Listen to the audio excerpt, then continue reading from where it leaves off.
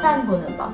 이게 정말 로직이 가능한 거냐, 내가 그렇게 똑같이 맞춰서 해야 되는 거냐, 눈을 어디다 둬야 되는지 되게 예민한 부분이기는 해요. 내 몸을 어떻게 얹어야 되고 또 각도를 배정해야 되는지, 그 로직 안에서 어떤 나만의 적정 위치를 찾아낼 수 있는지, 그걸 고민하시는 게 바로 로직이고 자세 원칙입니다.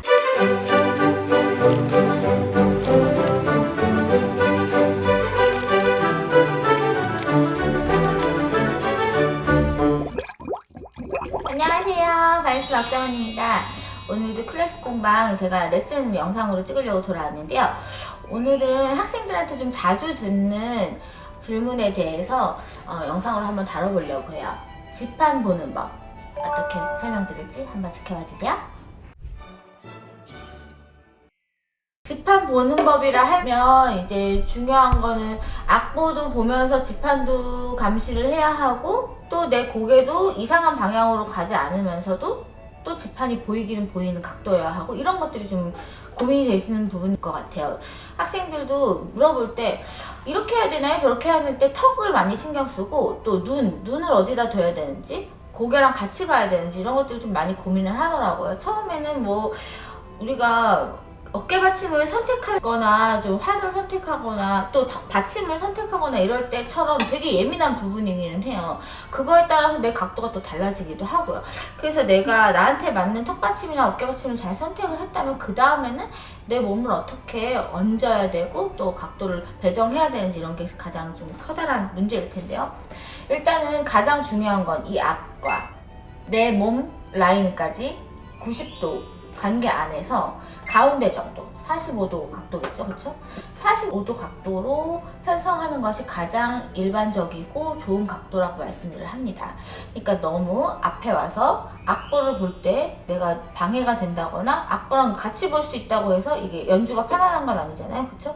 그래서 이렇게 악보를 가리게끔 보는 이 정면 각도, 또 내 몸 너무 뒤쪽으로 가는 것처럼 보이는 이렇게 측면 각도, 어깨 라인까지 완벽하게 와서 내가 좀처럼 왼손 손가락을 감시할 수 없는 각도, 이런 각도는 너무 좋지 않죠. 그래서 이렇게 45도 정도, 악보랑 동시에 양눈을 써서 볼 수 있는 각도기도 하면서도 또 악보를 너무 가리거나 너무 멀어지게 만들어서 방해는 되지 않는 그런 각도가 가장 좋은 각도라고 볼 수 있겠습니다. 그래서 지판을 보는 법에 대해서 말씀을 드리자면요, 일단 지판을 볼 때 역시 높이도 중요할 것 같아요.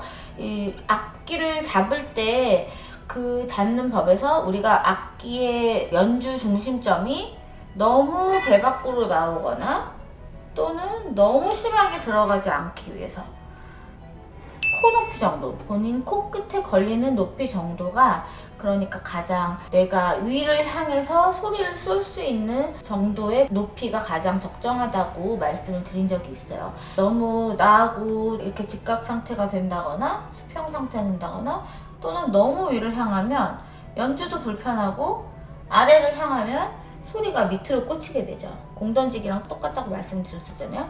공 던지기는 위를 보고 공을 던져야지 멀리 날아갈 수 있는 것처럼, 소리도 약간 위 방향을 향해서 던져야지만 뒤에 앉은 청중까지 다 들릴 수 있다는 그런 원리에서 똑같은 원리라고 말씀드렸을 거예요. 그래서 완전히 아래를 보거나 또는 정면을 보지 않고 살짝 위를 향한 각도가 가장 과학적으로 적정한 높이라고 말씀드렸어요. 그래서 역시 연주 중심점도 내가 배 밖으로 나오지 않거나 너무 높지 않게 우리가 계산된 적정 높이, 여기 안에서 고개가 너무 악기 쪽으로 치우치거나 너무 악보 쪽으로 치우치면 둘 중에 한 가지만 잘 보입니다. 곁눈질로 모든 걸 볼 수는 없잖아요, 그렇죠? 그래서 내 안구 각도 안에, 가시 각도 안에 한쪽은 악보가 잘 보이고 한쪽은 지판이 잘 보이는 양쪽 각도를 아주 정중앙 정도에서 분포시키는 게 제일 좋습니다.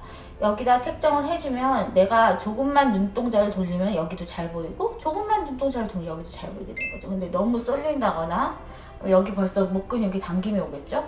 그러면 벌써 부자연스러운 자세가 만들어지는 거고요. 또 역시 내가 얘는 외면하고 완전히 악보 쪽에만 집중한다면 역시 지판은 좀 감시할 수가 없겠죠. 그래서 적정, 내가 내 몸과 악보 사이 정면 사이에 90도에서 45도 각도 가운데 정도로 했다면 내 눈과 고개는 그거의 가운데 정도, 그러니까 악보와 내 악기 사이에 양쪽 눈을 같이 배치할 수 있는 정도가 가장 자연스러운 각도가 되는 겁니다. 그러면 다시 한번 설명해 볼게요. 너무 바깥으로 나간 각도 안 되고요. 너무 악보를 방해하는 각도 안 되고요. 가운데 정도로 배치를 한 다음 쇄골뼈 안에서 편안하게 들어올 수 있는 악기 위치에서 가운데 또 좋은 적정 높이 코끝에다가 배치하신 다음에 내 눈동자가 양옆 악보와 지판 사이에서 충분히 가늠할 수 있는 적정하고 자연스러운 머리 위치.